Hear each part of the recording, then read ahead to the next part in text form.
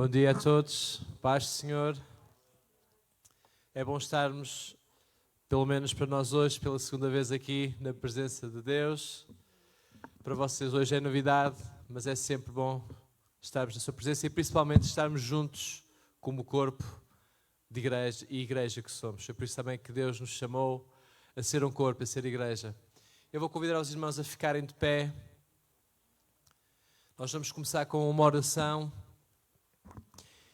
E o desafio que nós propusemos a nós mesmos para este tempo é o desafio que propomos e que sempre proponho em qualquer culto, que é: vamos dar primazia e espaço ao Espírito Santo de Deus para trabalhar na nossa vida. Vamos dar primazia e espaço a Deus para falar connosco e vamos louvar, vamos escutar a sua palavra, vamos ofertar com alegria e vamos fazer deste momento um momento nós e Deus. Amém? Fica aqui o desafio e conto com os irmãos também para nos ajudarem. Vamos começar com uma oração. Amém? Senhor, obrigada porque podemos vir à Tua casa, Senhor. Podemos estar aqui reunidos em Teu nome, Senhor. Engrandecer o Teu nome, Senhor, e louvar-Te e adorar-Te de todo o nosso coração, Pai. Obrigada, Senhor, porque estamos bem, podemos estar aqui, Senhor, e Tu tens sido connosco, Senhor. Tu és o Deus fiel que nunca nos deixa, Senhor. Obrigada, Senhor, obrigada são as palavras que saem da minha boca, Senhor, porque temos que enaltecer o Teu nome e agradecer, Senhor, porque se estamos bem é graças a Ti, Pai. Obrigada porque podemos estar aqui, louvar o Teu nome, engrandecer-Te, Senhor, e ajuda-nos a ter um coração disponível, Senhor, porque a verdade é que não há nada melhor, Senhor, não há nada melhor do que Tu, Senhor. Não há nada melhor do que poder estar aqui na Tua casa, Senhor, poder estar com os irmãos, Senhor, e poder louvar-Te e adorar-Te, Senhor. Queremos chegar a Ti, Senhor. Ouve-nos, Senhor, nesta manhã, Senhor, e nós sabemos que Tu estás aqui, Pai. E obrigada pela Tua palavra, Senhor, obrigada porque Tu estás entre nós, Senhor, e Tu sempre nos falas, Pai. Ajuda-nos a ter um coração disponível para ouvir, Senhor, o que Tu tens para nós, Pai.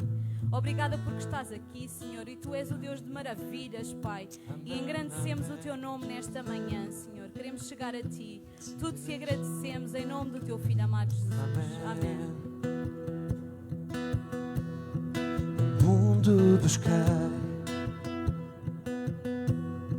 mas não me preenche. Nenhum tesouro que possa alcançar me satisfará. Chegaste, Deus, mudaste a minha vida e todo o meu ser novo se fez em Teu amor. Não há nada melhor, oh nada melhor, não há nada melhor do que Tu. Eu venho a Ti, vês que sou fraco, mesmo sabendo das falhas e erros, Tu me chamas a mim. Porque Deus das montanhas é também Deus dos vales.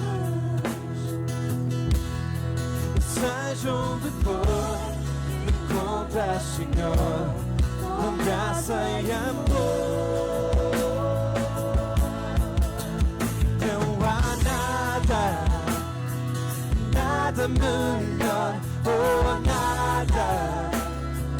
nada melhor, não há nada melhor do que Tu.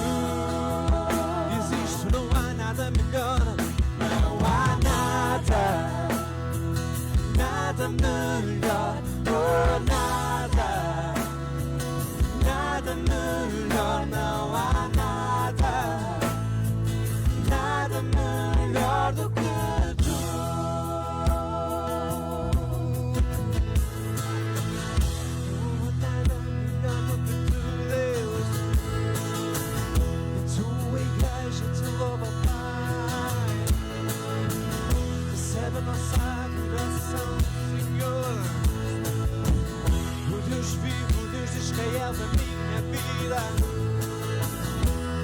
Deus que transforma, que opera. Nós louvamos teu nome e cremos no teu poder, Deus. Torna choro em dança, traz beleza às cinzas, tornas vergonha em glória. Sei que só tu podes ver. Torna choro em dança, traz beleza às cinzas, tornas vergonha em glória. Sei que só tu podes ver. Morte tornas em vida, e os sepulcros em jardins. No mar abres caminho, sei que só tu podes ver. Sei que só tu podes ver. Não há nada melhor, oh nada, nada melhor, não há nada melhor do que tu. Vamos declarar isto. Não há nada melhor, oh nada melhor, não há nada melhor do que tu. Não há nada, não há nada, não há nada melhor, oh nada melhor, não há nada melhor do que tu.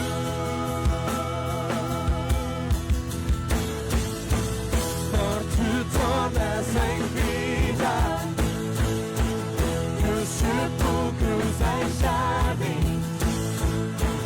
No mar abres caminho, sei que só tu podes ver. Morte tornas em vida, e os sepulcros em jardins.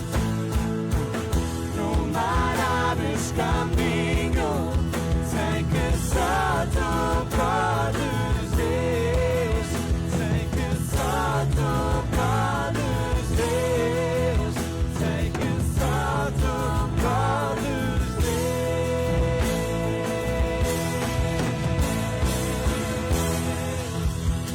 Aleluia. Santo é o Senhor, é digno da adoração. É o Deus que opera, o Deus que operou e que quer continuar a fazer. E nós somos a sua igreja. Somos a igreja que o conhece. O meu coração te conhece, Deus. Obrigado pela tua fidelidade, Deus. Pelo perdão que tantas vezes trazes, que trouxeste, que pagaste, Senhor. Não há nada melhor, oh nada melhor, não há nada melhor do que tu. Escuta a tua igreja nesta manhã, aceita estas palavras, não há nada melhor, oh nada melhor, não há nada melhor do que tu. Não há nada, não há nada melhor, oh nada melhor, não há nada melhor do que tu. Uma vez mais dizemos, não há nada melhor, oh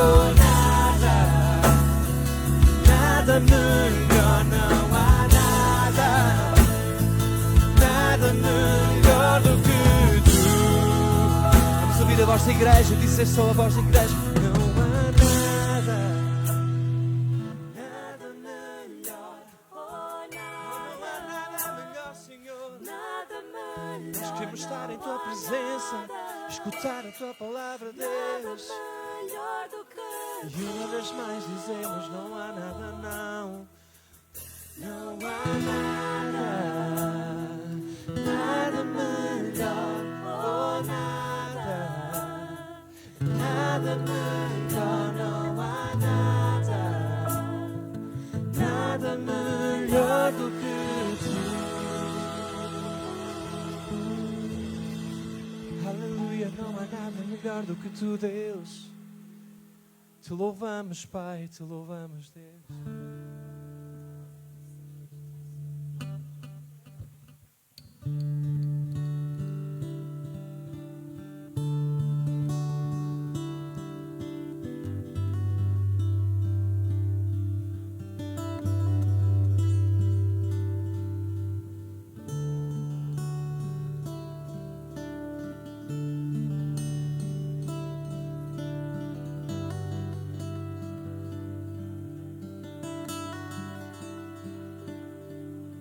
Só a ti eu quero entregar o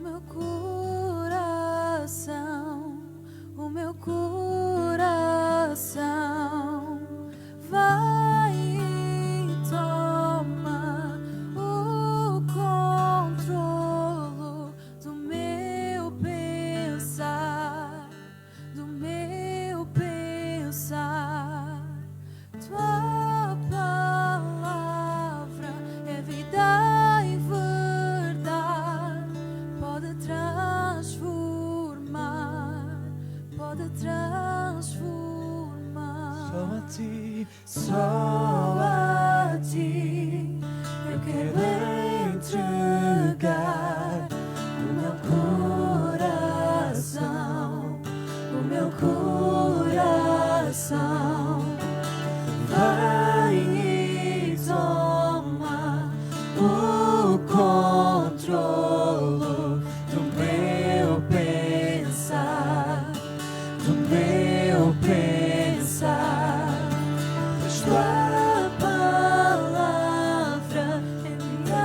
e verdade, pode transformar, pode transformar. O que está seco em fruto, vidas livres para adorar. O choro em gozo e a derrota em glória.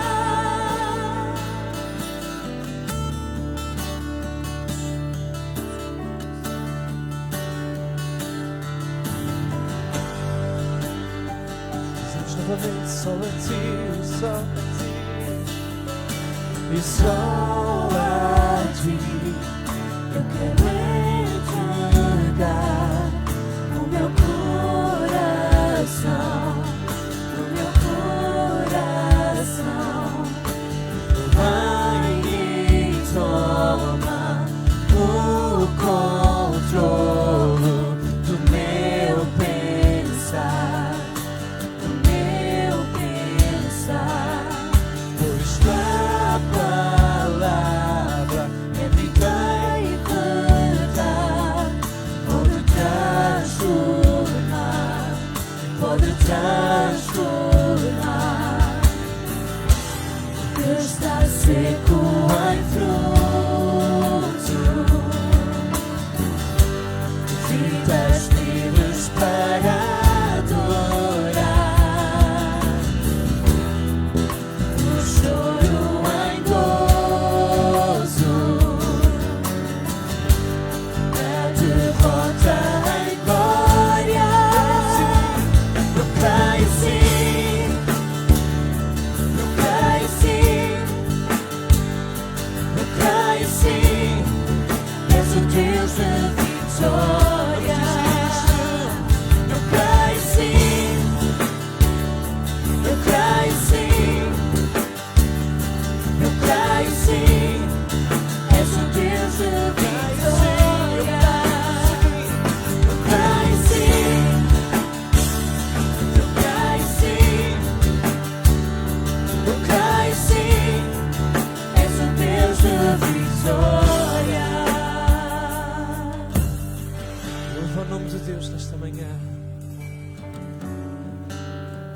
estamos na tua presença, Pai. Vamos dar lugar à presença de Deus. Deus, damos lugar ao teu mover nesta manhã. Queremos mais de ti.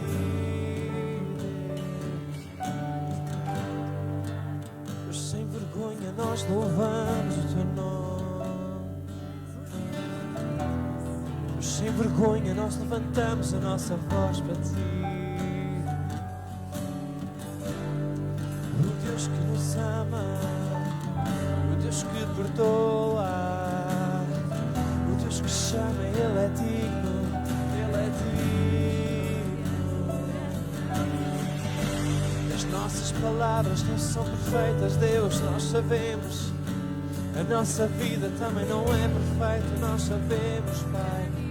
Mas em Ti, Deus, pelo Teu Espírito somos aperfeiçoados, Deus. Tu tornas, Senhor, o que está torto em reto. O que está morto, Tu tornas em vida, Deus. E nesta manhã, Pai, nós queremos ver vida, Pai. Vida a sair das nossas bocas. Vida a sair do nosso pensamento, Pai. A tomar o controle, Deus. Te amamos, Deus. Te amamos, Pai. Te amamos, o Espírito Santo.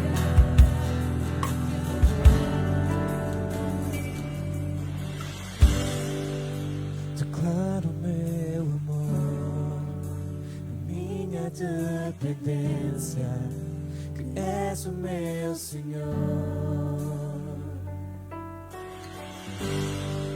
Deus de graça abundante, em Ti encontro paz. Declaro que és Senhor. Sem vergonha dizemos: declaro meu amor, minha dependência, que és o meu Senhor. Deus de graça abundante, em Ti encontro paz. Declaro que és Senhor.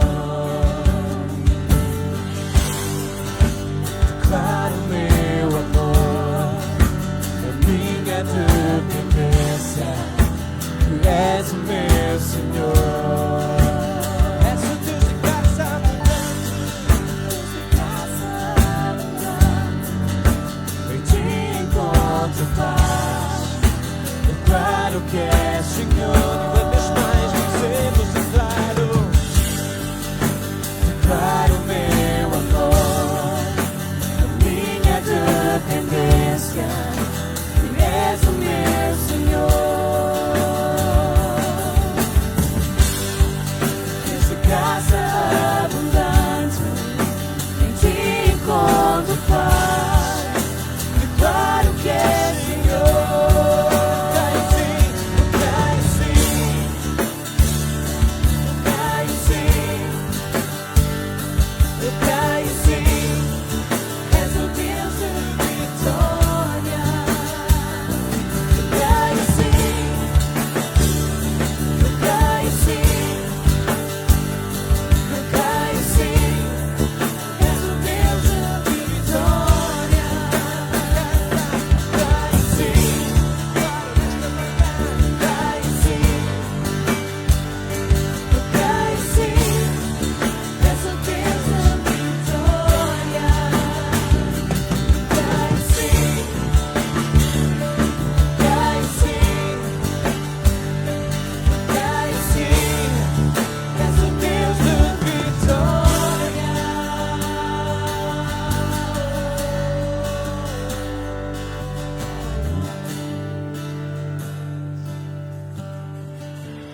Louva ao Deus de vitória, louva ao Deus de vitória, louva. Vamos dar lugar à presença de Deus.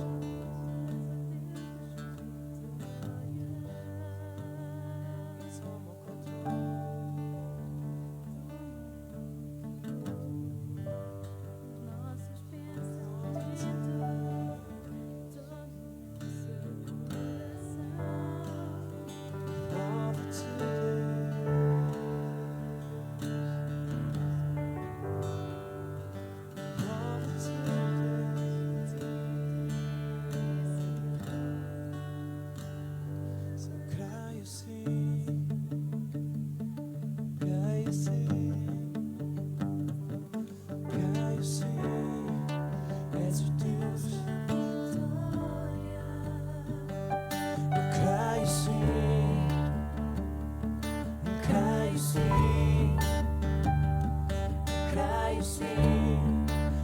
És o Deus da vitória. creio sim. Esta manhã em que Deus, Creio sim. a manhã em que Deus quer mostrar que pode dar a vitória à tua vida. És o Deus da vitória. E de fé declara isto. Creio sim. Não há nada que Ele não possa Creio fazer. sim. Não há nada que Ele não possa perdoar. És o Deus da vitória. Não há nada que Ele não possa restaurar. Usa a fé que Deus dá. Usa a fé que Deus dá. Creio sim. E declara que vês o seu nome na sua vitória. Levanta os teus braços em sinal de crença, de convicção. Que tu crês em Deus. És o Deus da vitória. Eu creio sim. Eu creio sim. Eu creio sim. És o Deus da vitória. Eu creio sim. Eu creio sim. Eu creio sim. És o Deus da vitória. vitória. Eu creio sim. Eu creio sim. Eu creio sim. És o Deus da vitória.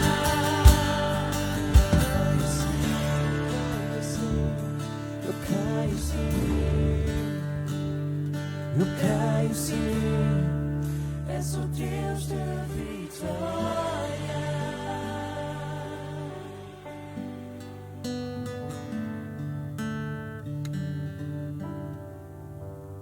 És o Deus de vitória.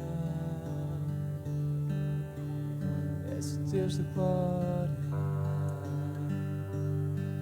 Declaro o meu amor, a minha dependência, que és o meu Senhor. Deus de graça abundante, em ti encontro paz. Declaro que és Senhor.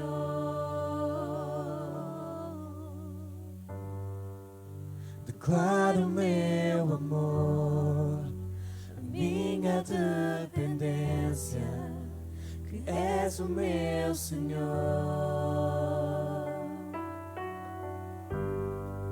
Deus de graça abundante, em ti encontro paz. Declaro que és Senhor.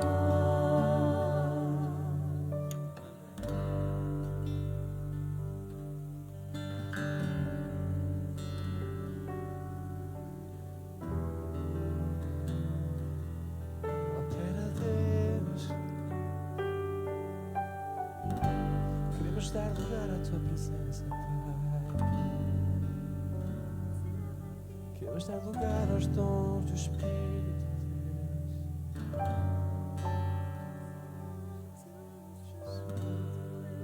Deus. Vem e fala à tua igreja, Pai. Vem e fala à tua igreja, Deus. Aos nossos corações, Deus. Nós cremos no teu mover, acreditamos no teu poder, que és o Deus vivo que fala. Pai, és-nos aqui dentro de ti, Pai. Quebra a indiferença, Pai. Quebra a indiferença, Deus. Traz-nos o primeiro amor. Traz-nos a paixão verdadeira, movida pelo teu Espírito Santo, Deus. Dependemos de ti, Jesus, Jesus.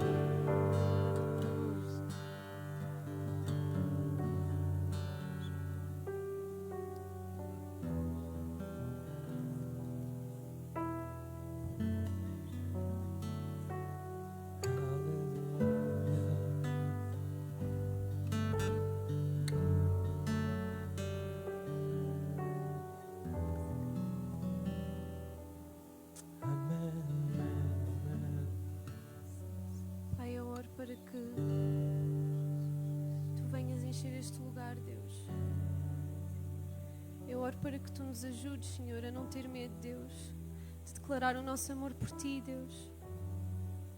Ó Deus, porque Tu és recíproco, Senhor, e Tu amas-nos, Pai, com um amor, Deus, incompreensível, Deus. E eu acredito, Pai, que neste lugar hajam pessoas, Senhor, que nunca sentiram esse amor.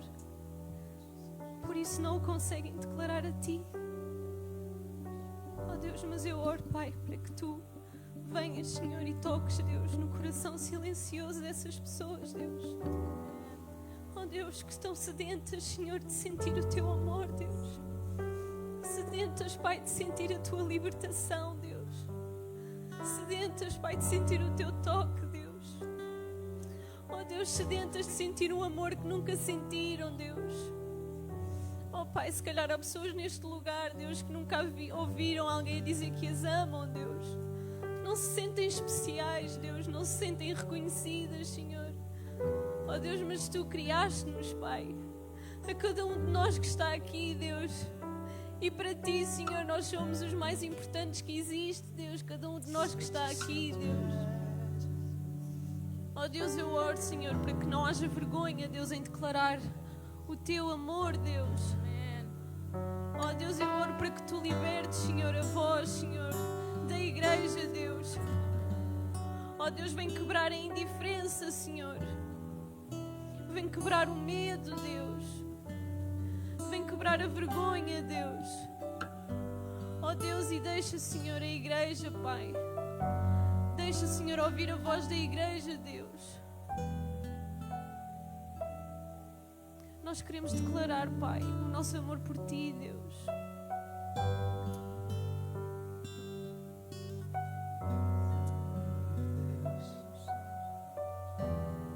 Amém. É bom estar em Tua presença, Deus. Nós com esta coisa do Covid, com estas mudanças todas que trouxe às nossas rotinas, às vezes não damos o tempo suficiente para que Deus se manifeste. E o tempo que nós estamos aqui, obviamente que nós temos regras e cumprimos e sempre cumprimos e vamos continuar a fazer, porque Deus também quer isso, como é óbvio. Mas que nós precisamos de voltar a dar tempo a Deus na nossa vida, não é apenas aqui no culto, precisamos de assentar, de acalmar e de começar a ouvir novamente a voz de Deus, sentir a Sua esperança, sentir o amor, aquilo que Ele tem para nós, para não nos tornarmos em cristãos estranhos, não é? Eu não quero ser um cristão estranho, ou um cristão profissional, como às vezes costumo dizer, não é? Um cristão profissional. Há quem use na Igreja Católica é o cristão não praticante. Na Igreja Evangélica chamamos o cristão profissional. Eu não quero ser um cristão profissional, quero ser mesmo alguém que dá lugar ao mover de Deus, dá tempo à Sua palavra e que investe no Seu reino. Amém? Amém. Vamos investir no reino de Deus agora, dando as nossas ofertas, os nossos dízimos, e vamos cantar a música com que começamos. A música que fala sobre aquilo que Deus pode transformar. Amém?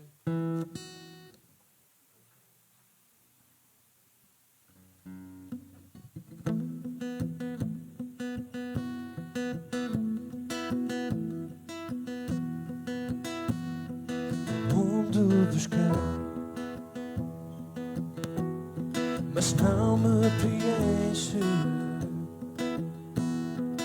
nenhum tesouro que possa alcançar, me satisfaz. Mas chegaste, Deus, mudaste a minha vida e todo o meu ser novo se fez em Teu amor. Não há nada melhor, oh nada melhor, não há nada melhor do que Tu. Eu venho a Ti.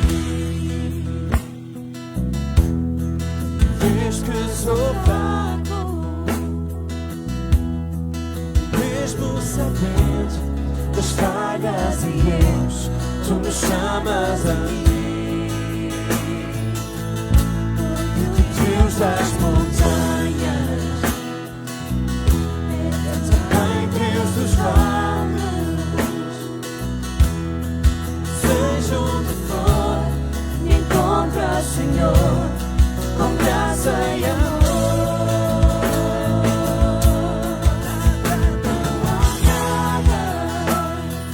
Nada melhor, oh nada, nada melhor, não há nada, nada melhor do que tu. Não há nada, nada melhor, oh nada, nada melhor, não há nada, nada melhor do que tu.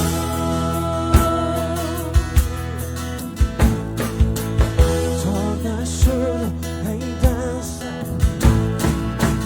das beleza às cinzas, tornas vergonha em glória. Sei que só tu podes ver. Torna choro em dança, das beleza às cinzas, tornas vergonha em glória. Sei que só tu podes ver. Morte tornas em vida, e os sepulcros em jardins. No mar abres caminho, sei que só tu podes ir. Sei que só tu podes ir.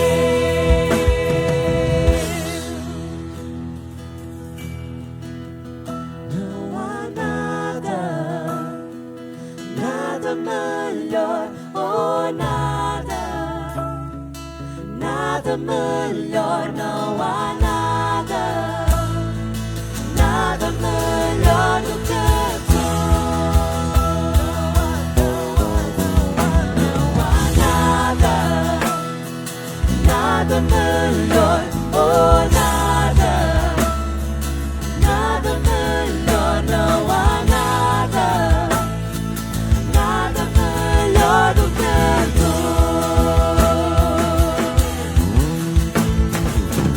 Morte tornas em vida, e os sepulcros em jardim.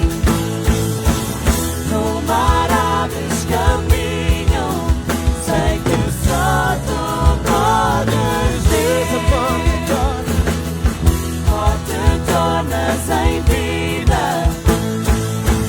e os sepulcros em jardim. No mar abres caminho, sei que só tu podes ir. Sei que só tu podes ir. Sei que só tu podes ir.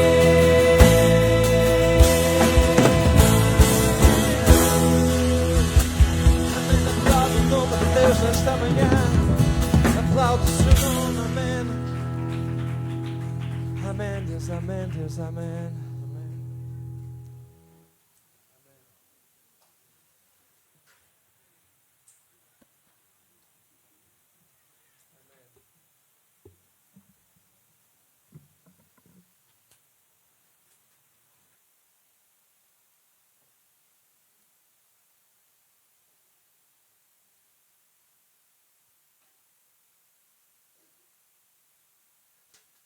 A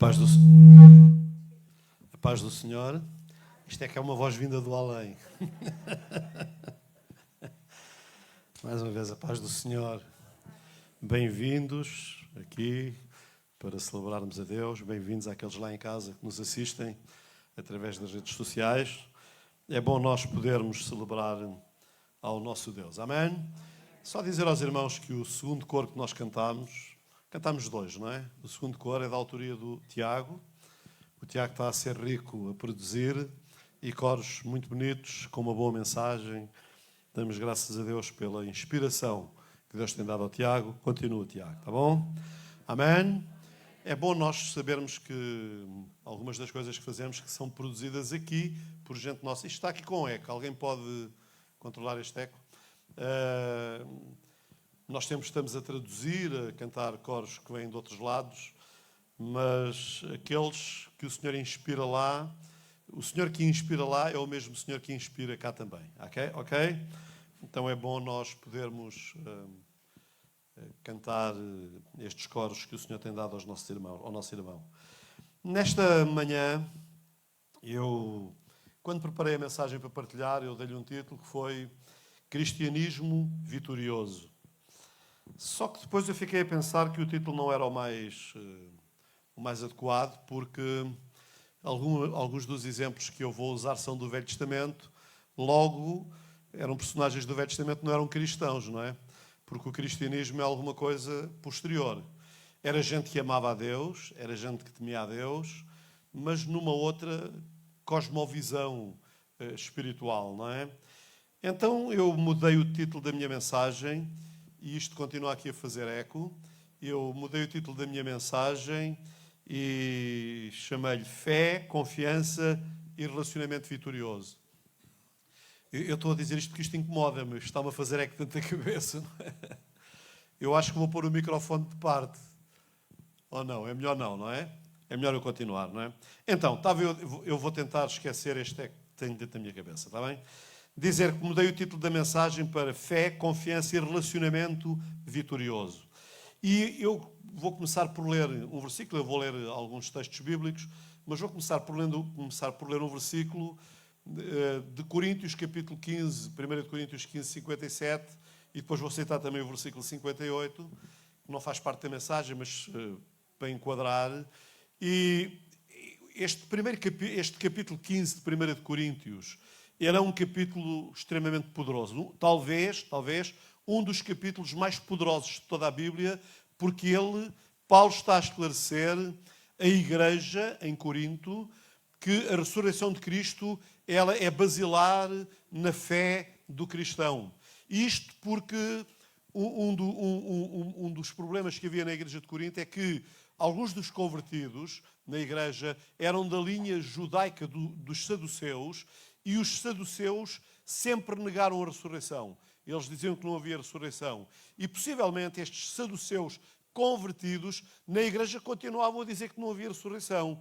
E Paulo vai esclarecendo, dizendo que se não há ressurreição dos mortos, então é que Cristo não ressuscitou. E se Cristo não ressuscitou, é vã a nossa pregação e nós ainda permanecemos nos nossos pecados.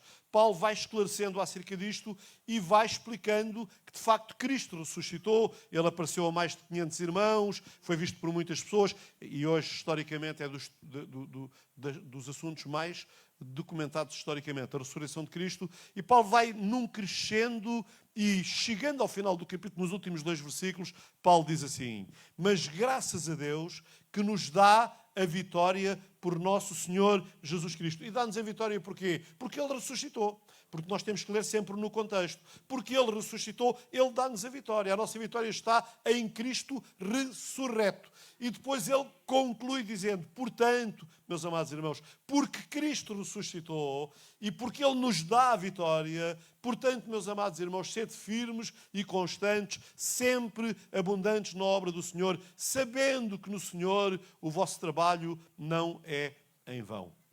Então, eu quero partilhar um pouco acerca deste cristianismo, deste relacionamento, desta fé, desta confiança que nos concede a vitória. Amém? Os irmãos sabem, são muitas as batalhas do crente. É uma constatação natural. O crente passa por muitas lutas, por muitas dificuldades, muitas tribulações, por uma única razão. Eu já disse isto tanta vez. Porque o crente é gente. E porque é gente, passa pelas coisas de gente. Toda a gente. Toda a gente. É um uma falácia a ideia de que porque se é crente não tem tribulação. Se está doente, se passa por tribulação, então é porque não tem fé. Então nós estamos rodeados por uma miríade de gente na Bíblia que não tinha fé. Ainda assim eram abençoados por Deus. Mas isso é uma mentira, irmãos. Isso é uma mentira. Isso não tem cabimento na Bíblia. Nós passamos por lutas, nós passamos por dificuldades, nós passamos por tribulações, nós adoecemos, nós somos vítimas das intempéries, somos vítimas das catástrofes naturais, somos vítimas de todas essas coisas por uma razão muito simples. Somos gente e porque somos gente estamos sujeitos a estas coisas. Mas eu tenho um segredo para vos dizer. Haverá um tempo em que nada mais disto acontecerá ao crente. Mas não é aqui. Mas não é aqui. É quando nós formos para o céu. Ou então quando o Senhor Jesus vier estabelecer o seu reino milenar. Quando Ele vier, não é? Então, enquanto aqui estamos, nós temos lutas, temos dificuldades, temos tribulações e temos muitas lutas por causa da nossa fé. As lutas por causa da fé, irmãos, já foram ganhas segundo a palavra de Deus. O apóstolo São Paulo, escrevendo aos Romanos, no capítulo 8, versículo 37, outro capítulo poderoso, ele diz, mas em todas estas coisas. Que coisas? Condenação, tentação, temor, perseguições, aflições, desânimos, etc. Em todas estas coisas somos mais que vencedores por aquele que nos amou. Amém? Então eu gosto de ligar estes dois versículos dizendo, mas graças a Deus que nos dá a vitória por nosso Senhor Jesus Cristo e em todas estas coisas que eu já citei, somos mais que vencedores por aquele que nos amou. Agora, irmãos, a nossa vitória, ela vem de Deus. Vocês estão cá? A nossa vitória vem de Deus. Diga lá. A nossa vitória vem de Deus. Vamos pessoalizar isto, está bem? Diga lá. A minha vitória vem de Deus. Mais uma vez.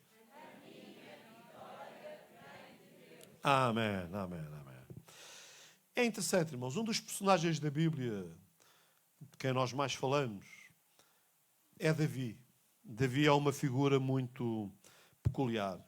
Davi escreveu um salmo, entre muitos outros que ele escreveu, o Salmo 62, e ele diz assim no Salmo 62, alguns versículos que eu vou ler. Diz assim, somente em Deus, eu vou repetir, somente em Deus, espera silenciosa a minha alma. Eu gosto deste aspecto. Espera silenciosa a minha alma. Eu gosto disto. Somente em Deus espera silenciosa a minha alma. E isto é um princípio importante na nossa vida. Porque muitas vezes nós temos tendência a correr logo para aqui, para ali, para os outros lados, e a abrir e a espalhar. É importante que quando nós levamos as coisas ao altar do Senhor, que fiquemos em silêncio na presença dEle, esperando a resposta dEle. Amém? Porque Deus é fiel, irmãos. E o salmista está a dizer, somente em Deus espera silenciosa a minha alma, porque dele vem a minha salvação. Amém? Então o salmista espera em Deus, porque ele não tem dúvida.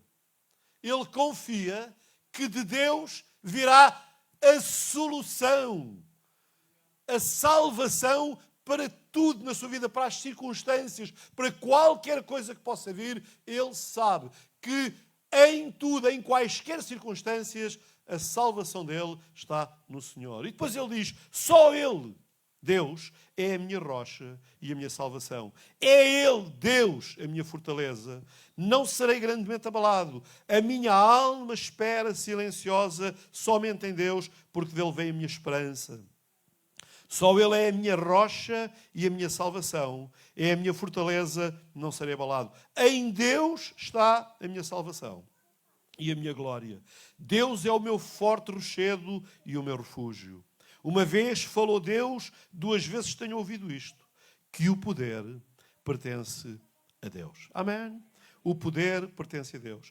É interessante, irmãos, quando uma pessoa se torna alvo de incompreensão, de indiferença e outras atitudes menos cristãs, é normal entrar em desânimo e, por vezes, até em desespero. Eu entendo o salmista. Eu entendo o salmista porque eu, do alto da minha idade, sou um jovem com muita experiência de vida, tenho 67 anos, não deixo de ser um jovem, sou um jovem com mais experiência do que os outros, não é? Porque todos aqui somos jovens, amém? Vocês estão cá ou não? Vamos pôr isto claro. Não é? A minha mulher não gosta nada que eu diga que estou velho, então vou dizer que sou jovem, pronto. Sou um jovem com mais experiência, com mais anos vividos. E na minha experiência, irmãos, eu entendo o salmista, porque eu já experimentei todas estas coisas. Já experimentei incompreensão, já experimentei más interpretações em relação à minha pessoa, já experimentei desprezo por pessoas, até dentro da igreja. Desprezo por pessoas. Já experimentei tanta coisa negativa, mas eu não me quero perder a olhar para essas coisas, porque eu sei quem me sustenta. E quem me sustenta é o Senhor nosso Deus. E é interessante, irmãos, Davi, de alguma forma, ele passou por todas estas coisas. Deixem-me historiar um pouquinho acerca de Davi para vocês. Não é? Davi, ele era um jovenzinho cuja tarefa dele era cuidar de ovelhas. Ovelhas no sentido literal. Ele cuidava de um pequeno rebanho que era do seu pai, Jetro. Ele tinha mais irmãos, que eram varões de guerra, gente envolvida nas batalhas, gente poderosa. Davi, ele era tão esquecido, era tão à parte, que até quando o profeta Samuel foi à casa de Jessé para ungir aquele que seria o futuro rei de Israel, o pai passou todos os filhos menos Davi. O pai passou os filhos todos, porque eram todos varões de guerra, corpulentos, bem vistos, gente... E ele disse, passa ao A, passa ao B, passa ao C, não vou dizer o alfabeto todo, porque também não eram tantos, mas eles foram passando, até que acabou, e Samuel pergunta, então, mas não há mais ninguém? Porque Samuel sentia da parte de Deus que não era nenhum daqueles. Não há mais ninguém, e eles disseram, bem, ainda há mais um, que é o caçula, que anda lá no campo a cuidar das ovelhas. Ou seja, coitado, ele não serve para mais nada, a não ser para cuidar. Isto é uma síndrome terrível. A síndrome da desvalorização das pessoas. E muitas vezes isto acontece na nossa vida. Somos desvalorizados. E lá chamaram Davi veio, e vocês sabem o que aconteceu, e eu não vou explicar. Se vocês quiserem saber, voltem cá. Não é? Então, Davi era um homem experimentado em coisas negativas. Acontece que ele foi ungido e ele voltou para os rebanhos. Ele voltou a cuidar dos rebanhos, a fazer a sua vida normal. Eu até me atrevo a dizer que Davi era um jovem despreparado para a vida. E eu já explico porquê. Davi era um jovem despreparado, porque o que nos prepara para a vida é viver em sociedade. A sociedade em que Davi vivia eram as ovelhas. Ele vivia no campo, dias, noites, semanas, meses no campo, falando... Digam lá. Não, ele falava com Deus. Ele falava com as ovelhas e falava consigo próprio. Eu costumo dizer que às vezes o pessoal diz, estás a falar sozinho? Assim, eu nunca falo sozinho.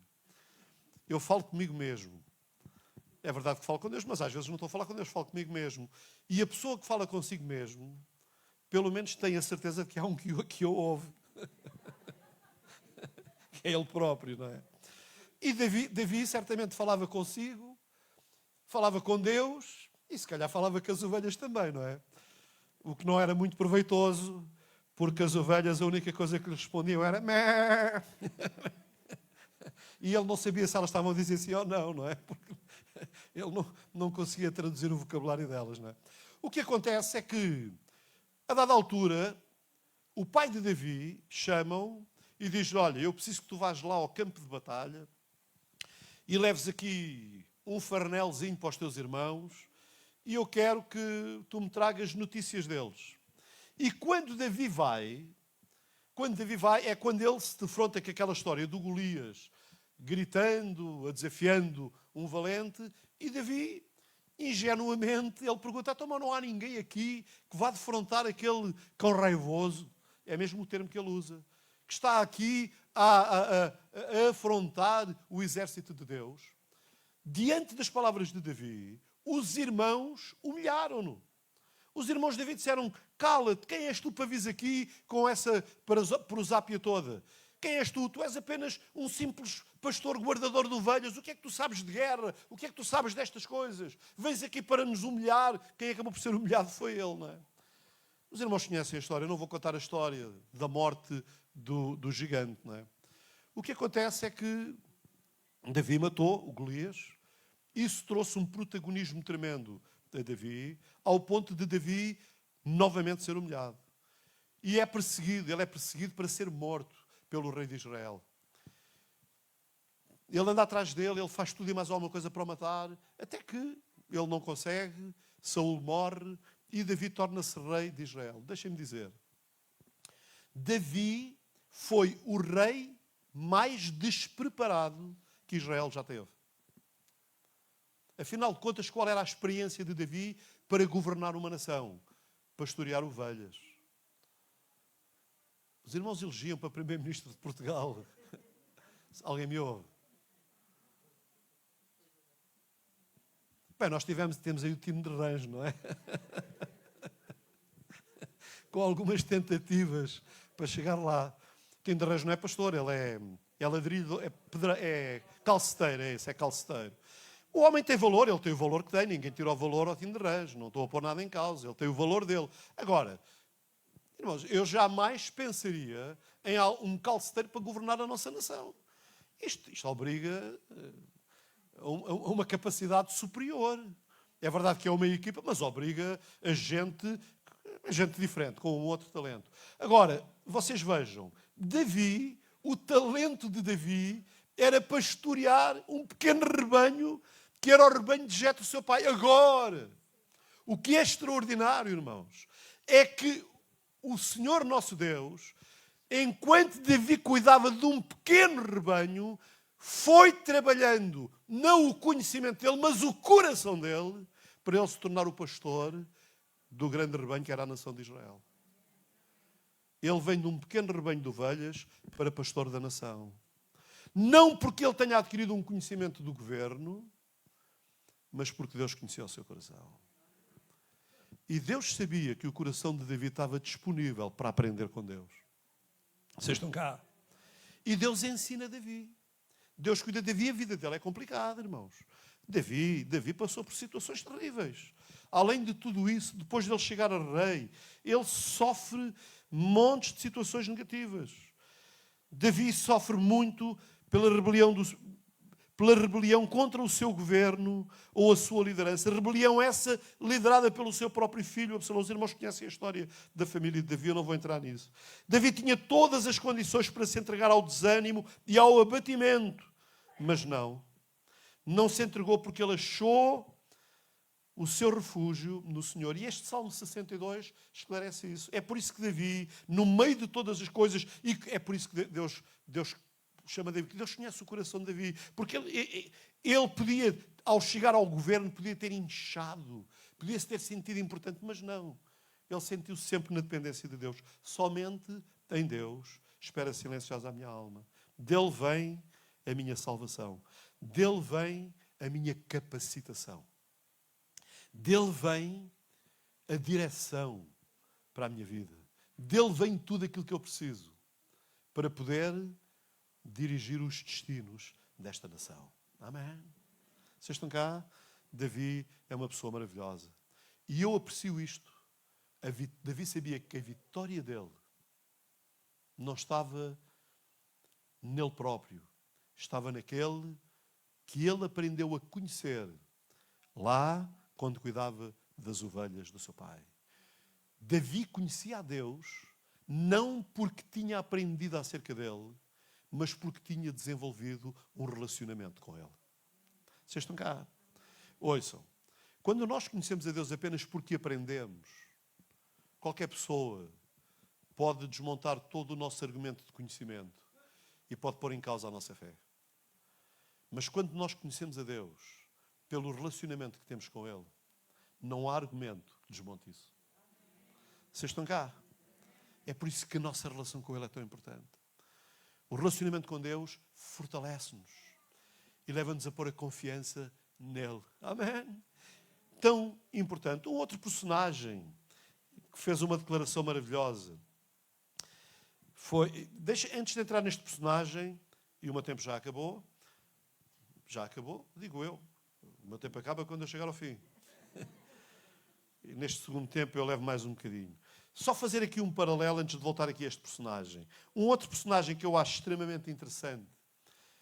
E ao contrário de Davi, ele tornou-se rei de Israel e era um rei, um homem que foi bem preparado para ser rei de Israel. Vocês vejam o contraste. Davi não foi preparado para ser rei de Israel. E ele foi um grande rei de Israel. Este homem, e porque ele não foi preparado, ele vivia na plena dependência de Deus. Este homem foi preparado para ser rei de Israel porque ele herdou o trono de seu pai. Ele foi educado na casa do pai, sendo educado para vir a ser o sucessor. Isto é o que acontece ainda hoje nas monarquias. Os pais, os monarcas, preparam os filhos, e quem estuda a história, por exemplo, de Portugal, entende isso. Os dramas, muitas vezes na nossa história, eram os reis não terem filhos varões, a quem preparassem para herdar o trono. Mas, normalmente, os filhos dos reis, eles recebem uma educação aprimorada sobre todas as dimensões da liderança do reino. E este homem foi preparado para isso. Ainda assim, com toda a preparação, ele defrontou-se, pelo menos, com uma situação para a qual todo o seu preparo não era suficiente. E ele tem uma coisa maravilhosa. Porque ele também dependia de Deus. Ou seja, quando nós não temos, como Davi, nós precisamos de depender de Deus para vencer. Mas quando temos, precisamos continuar a depender de Deus para vencer. Amém? Vocês estão cá, e eu quis pôr aqui este personagem, que há bocado não falei dele, porque eu acho tão extraordinário, que é o rei Josafá. Diante de uma situação crítica, em que o exército da Assíria se levanta e vem contra o reino de Judá, o mais pequeno reino, vem contra o reino de Judá, e Josafá sabe, ele diz, nós não podemos resistir contra tão grande multidão. Nós ao pé deles somos insignificantes, eles são um exército poderosíssimo. Josafá conclama o povo, põe o povo a orar e na sua oração Josafá diz isto: porque nós não temos força para resistirmos a esta grande multidão que vem contra nós. Nem sabemos o que havemos de fazer. É um exército poderoso que vem contra nós e nós nem sabemos como resistir, nós não sabemos, senão nós estamos completamente perdidos diante desta dimensão que se agiganta aos nossos olhos. Nós não sabemos o que fazer. Nós não temos recursos em nós. Porém, os nossos olhos estão colocados em Ti. Amém. E este é o segredo da nossa vitória, irmãos. Este foi o segredo da vitória de Davi. Este foi o segredo da vitória de Josafá. Os nossos olhos estão postos em Ti. E Deus trouxe livramento. E este é o segredo da nossa vitória. Um outro personagem que eu quero trazer aos irmãos, e será o meu último personagem, porque ele está aqui num misto entre Davi, o desconhecimento de Davi, a malformação de Davi e toda a sabedoria e toda a preparação de Josafá. E esse personagem é Moisés. E porquê é que eu digo que ele está no meio? Olha, porque Moisés, à semelhança de Josafá, ele também foi preparado para ser rei. Ele também foi criado no palácio do faraó. Ele recebeu toda a educação dos egípcios. Os egípcios, irmãos, os egípcios era a civilização da sua época mais avançada. Ainda hoje, há coisas que os egípcios fizeram para as quais nós não temos uma explicação. A tecnologia, a ciência ainda hoje não encontrou respostas. Por exemplo, as pirâmides construídas pelos egípcios. Há pedras lá no topo das pirâmides que pesam toneladas e toneladas. Não havia tecnologia na altura para colocar aquelas pedras lá em cima, numa altura enorme. As linhas simétricas com que as pirâmides estão feitas. Samuel é arquiteto, ele sabe disto. As linhas simétricas, a perfeição. Aquilo bastava uma das pedras se desviar 1 centímetro para que a pirâmide ficasse toda torta. No entanto, as pirâmides têm prevalecido. Algumas delas até hoje, as pirâmides do Vale de Gizé. Mas a tecnologia deles ainda hoje nos assombra. Moisés foi educado nesta tecnologia. Ele foi educado nas ciências. Havia coisas na área da medicina que os egípcios faziam que nós há pouco tempo é que começámos a pô-las em prática no nosso meio. Moisés era educado nestas coisas. Ele era preparado para vir a ser o futuro, possivelmente um futuro rei no Egito. Mas os irmãos sabem, o conhecimento de Moisés inchou. Moisés ficou petulante, ficou arrogante, ficou soberbo em todo o seu conhecimento e ele acreditou que as coisas podiam ser feitas à sua maneira. E ele tentou, quando ele viu lá aquele judeu ser maltratado, ele tentou trazer ordem matando o egípcio. Ele fez as coisas à sua maneira. E isto trouxe consequências terríveis na vida de Moisés. Este homem preparado, este homem que estava lá no topo, teve que fugir. Teve que fugir para o deserto. E no deserto, Moisés viveu 40 anos. A vida de Moisés divide-se em 3 etapas. A primeira no Egito, 40 anos, onde ele é cultivado, é educado, é formado, onde ele atinge o pico da arrogância e da soberba dele. Os segundos 40 anos é o Moisés que estava lá em cima descer até ao ponto mais baixo. Nós percebemos isso quando lemos Êxodo capítulo 4. Quando Deus chama Moisés, Êxodo capítulo 2, quando Deus chama Moisés, as desculpas que Moisés dá, aquele Moisés arrogante, de repente ele desceu e tornou-se humilde. Ele esvaziou-se e ficou ali na completa dependência das coisas que vinham. E lá, passados 40 anos no deserto, quando Moisés possivelmente já nem se lembrava de onde é que ele tinha vindo. Moisés está com 80 anos, um jovem um bocadinho mais velho do que eu. Um bocadinho não, um bocado. E lá no deserto, quando Moisés está no ponto mais baixo, Deus aparece a Moisés. E Deus aparece a Moisés aonde? Numa sarça. Uma sarça é mato. É um mato seco que ardia e não se consumia. E Moisés vem ao encontro daquela sarça e Deus fala com Moisés. E Deus diz a Moisés: Moisés, eu tenho uma tarefa especial para ti. Tu tens de voltar ao Egito, porque tu vais ser o libertador do meu povo. O povo que estava no Egito há 400 anos. Foi para o Egito a convite do faraó 400 anos antes e de José. Mas veio um faraó que não conhecia a história deles e escravizou-os. Eles tornaram-se a força económica da nação do Egito. Mais de 1 milhão de pessoas trabalhando como escravos a produzir riqueza para os egípcios. Aquilo era uma mão de obra tremenda. Agora Moisés vai ao faraó e vocês conhecem a história. E Moisés fala a palavra de Deus para o faraó, para deixar o povo sair. O faraó endurece o coração. Deus opera maravilhas tremendas, as pragas do Egito. Moisés viu Deus fazer coisas maravilhosas. Coisas maravilhosas. Até que o faraó acabou por deixar sair o povo. Diante de todas as catástrofes, sendo que a última foi a morte do seu filho, do seu primogênito, ele deixou sair o povo e o povo saiu. Mas depois do povo sair, Moisés ficou a cismar naquilo. Assim, como é que vai ser agora a nossa economia? Este potencial de riqueza que nós temos, nós não os podemos deixar ir. Isto vai ser um retrocesso no Egito. E o faraó decidiu fazer uma perseguição ao povo que tinha saído. Irmãos, calcula-se que seria muito mais do que 1 milhão de pessoas, perto de 2 milhões de pessoas. Diz que só homens valentes, eram 600 mil homens. Se nós considerarmos que há mais mulheres do que homens... Agora lembrei-me de uma piada, não é? Uma piada de alguém que perguntou ao médico e disse: doutor, é verdade que as mulheres duram mais tempo do que os homens? E o médico disse: particularmente as senhoras viúvas.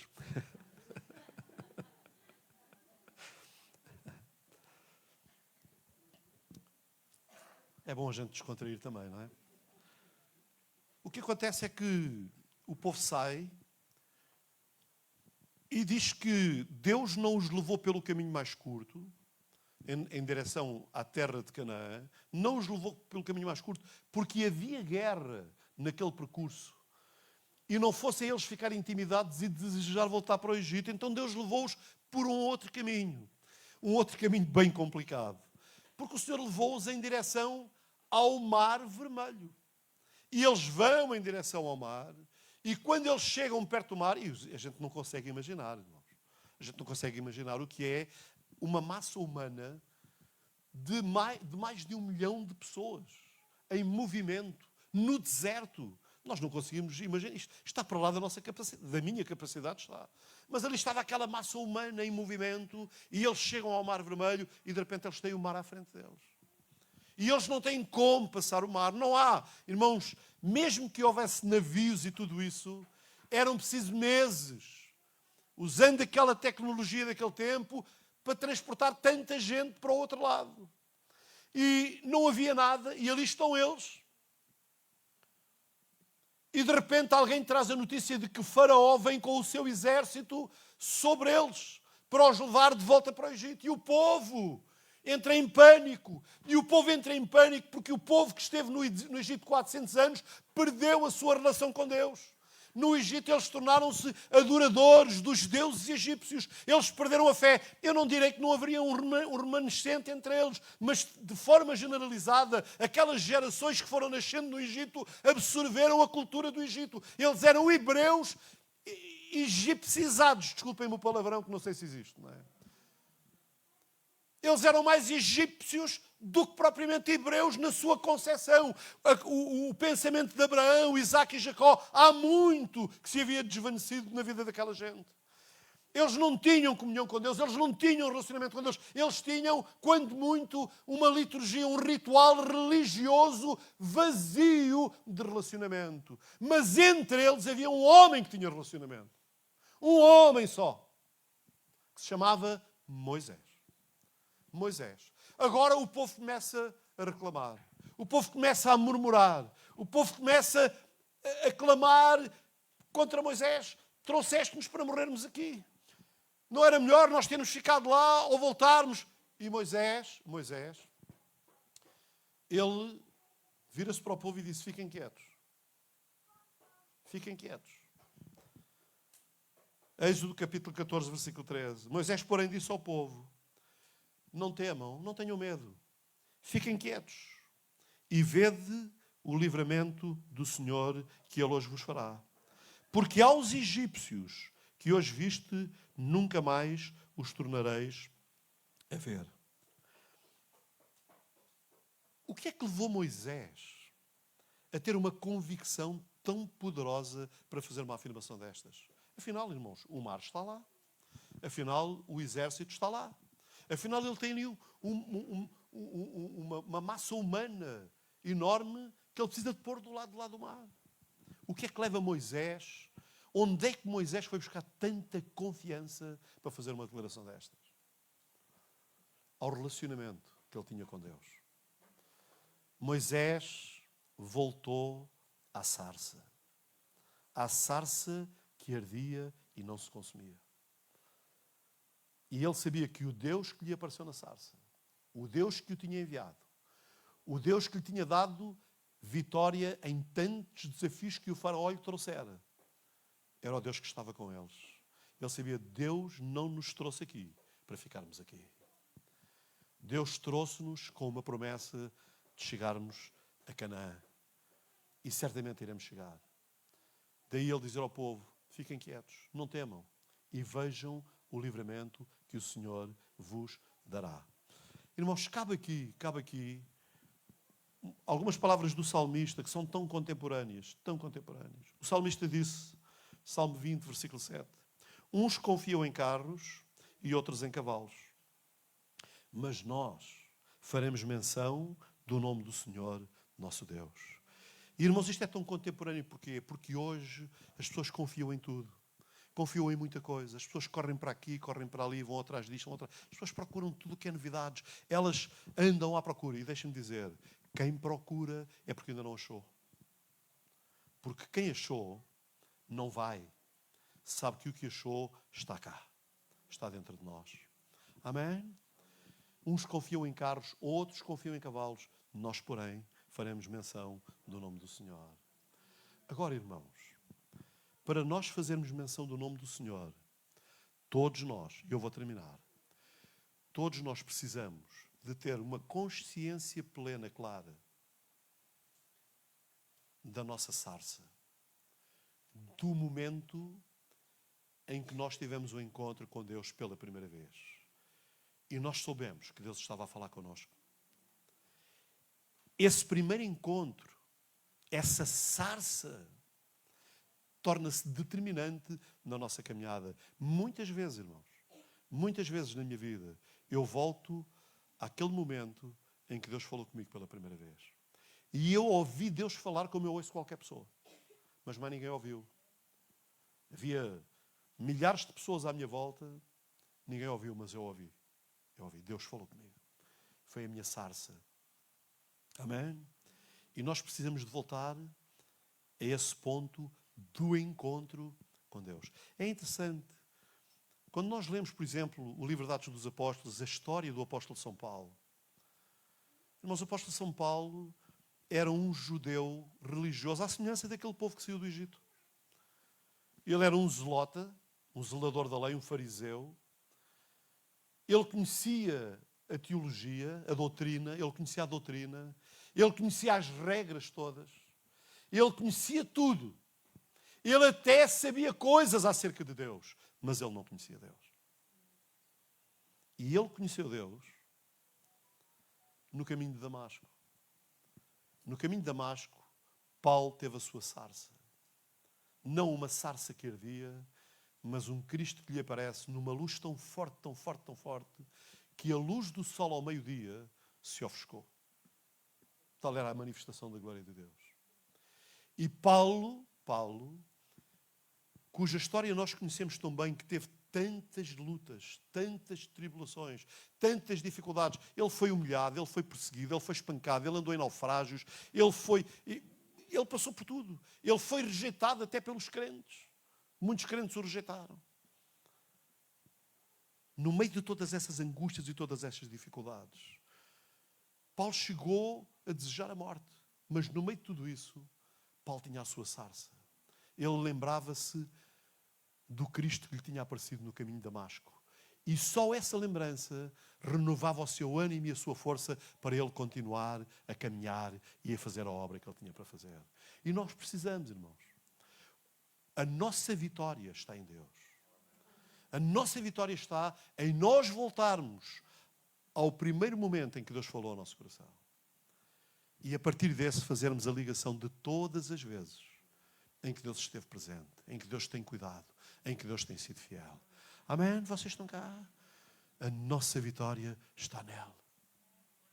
Quantos aqui, nesta manhã, vou pedir ao Tiago para subir, quantos aqui nesta manhã se lembram do seu primeiro encontro com Deus? Não foi a primeira vez que vieram à igreja, não é isso. O primeiro encontro com Deus. Aquele dia em que Deus ministrou a vossa vida. E vocês souberam que a partir daquele momento tudo mudou. Quantos se lembram desse dia? Nós precisamos. Nós precisamos. Amém? Nós precisamos dizer, Senhor, renova a minha sarça. Amém? Renova a minha sarça. Renova o meu encontro contigo. Renova o teu encontro comigo. Notem, lá na sarça não foi Moisés que se encontrou com Deus. Foi Deus que se encontrou com Moisés. E ainda hoje é assim. Deus busca-nos. Deus anda ao nosso encontro. Deus anda atrás de nós. E nós só temos que lhe dizer, Senhor, estou aqui. Estou aqui. Fala comigo. Ministra o meu coração. Constrói a minha vida em ti. Amém. E ajuda-me a caminhar em fidelidade contigo. Vamos ficar de pé, irmãos. Vamos ficar de pé. Quantos irmãos nesta manhã querem dizer, Senhor, leva-me de novo ao primeiro encontro? Quantos querem fazer isso? Vamos levantar as nossas mãos. Eu vou orar e depois nós vamos cantar novamente. Show Maiabacanda, Maiabacara. Lá em casa também, quem nos assiste, você precisa que a sua sarça se manifeste de novo. Fique de pé na sua sala, levante o seu braço e diga, Senhor, desperta o meu coração. Acende o fogo no meu coração novamente. Deus, renova a minha experiência contigo, a minha relação contigo. Show Mayabakanda, Mayabacara. Senhor, nesta manhã, uma vez mais, Senhor, nós queremos ter esta comunhão contigo, este relacionamento. Sabemos que não somos nós, não depende de nós. És tu, Senhor, és tu. Assim como tu fizeste com Davi, assim como tu respondeste a Josafá, assim como tu fizeste com Moisés e com tantos outros na tua palavra. Deus, faz connosco, faz connosco, faz connosco. Ajuda-nos, Senhor, a manter firme aquele primeiro encontro, aquele primeiro momento, aquele primeiro amor que foi despertado no nosso coração. E ajuda-nos a permanecer nisso, para que a nossa vida seja uma vida de vitória, uma vida abençoada. Amém. E uma vida de bênção para os outros. E acima de tudo, Senhor, que a nossa vida, ela seja verdadeiramente para louvor da Tua glória. No nome de Jesus. No nome de Jesus. No nome de Jesus. Amém. Vamos adorar. A ti eu quero entregar o meu coração.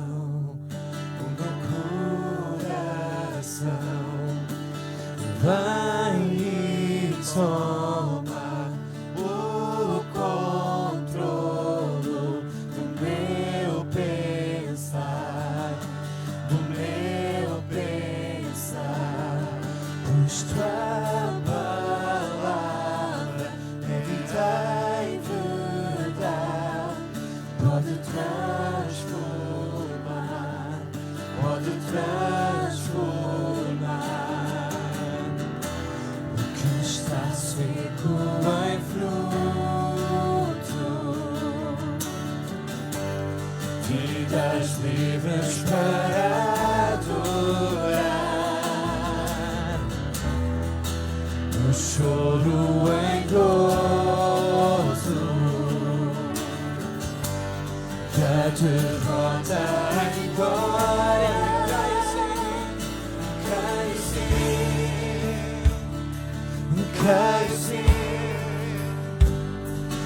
Caio sim, és o Deus de vitória. Amém, amém, amém. Eu caio sim, Aleluia. eu caio sim, eu caio sim, és o Deus de vitória. Eu caio sim, Amém. eu caio sim.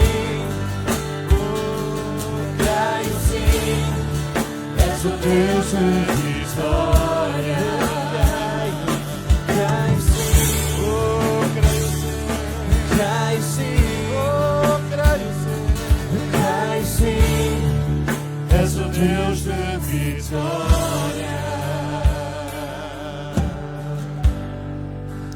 Amém, aleluia. Amém, amém, amém. A nossa vitória está nele, irmãos. A nossa vitória vem dele. E nós somos vencedores com ele. Amém? Amém. Só um pequeno anúncio. Neste período agora do mês de agosto, o trabalho que temos de ruas, muita gente está de férias e estamos com alguma dificuldade em mantê-lo. Se alguém quiser dar uma ajuda neste trabalho, ao sábado, deve ter com a Raquel de Jesus e voluntariar-se para ver se nós não vamos interromper este processo. A Raquel de Jesus, Raquel, abana lá o teu braço. Onde é que está a Raquel que eu não vejo? Do outro lado. Está onde? Oh, Raquel, trocaste umas voltas, pá. A Raquel está sempre daquele lado. Né?